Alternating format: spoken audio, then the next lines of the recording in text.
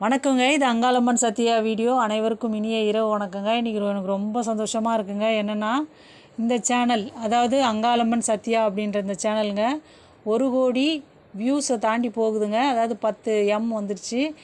30,000 subscriber வந்துட்டாங்க. இந்த channel வந்து இவ்வளோ பெருசாக வரும்னு நான் எதிர்பார்க்கவே இல்லைங்க. எல்லாமே அந்த அம்மாவுடைய கருணை தான்.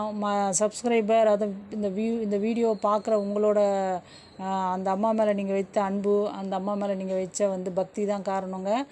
ரொம்ப நன்றிங்க எல்லாருக்குமே. இந்த சேனலுக்கு ஒரு வேண்டுதல் இருக்குங்க. என்னென்னாங்க, இந்த சேனலுக்கு பிற்காலத்தில் மானிட்டேஷன் அப்ளை ஆகி ஏதாவது இன்கம் வந்ததுன்னா, ஒரு 2-3 மாதத்துக்கு ஒரு டைம் ஒரு 8,000 அப்படி வந்தால் கூட எனக்கு போதுங்க. ஏன்னா நான் என்னோடய சொந்த யூஸுக்காக அதில் நான் செலவு பண்ண மாட்டேன். நான் மலையனூருக்கு போகிறதுக்கு, அப்புறம் என் கூட யார் யார் மலையனூர் வராங்களோ அவங்கள கொஞ்சம் ஃப்ரீயாகவே கூப்பிட்டு போவேன். அப்புறம் அங்கே போயிட்டு பக்தர்களுக்கு மட்டும்தான் இந்த காசை செலவு பண்ணுவேன். உண்டியலில் கண்டிப்பாக நான் போட மாட்டேங்க. அப்படி நான் அம்மாட்ட வேண்டுனதே அப்படி தான். அம்மாவுக்கு பக்தர்களுக்கு செஞ்சாலே அம்மா சந்தோஷப்படுவா. தண்ணி பாட்டில், வெயில் காலமாக தான் தண்ணி பாட்டில்கள் வாங்கி தரலாம். என்ன சின்ன சின்ன உதவிகள் வயதானவர்களுக்கு அங்கே செய்யலாம். அப்படி கோயிலுக்கு வரும் பக்தர்களுக்கு செலவு பண்ணுறதா வேண்டியிருக்கோம்.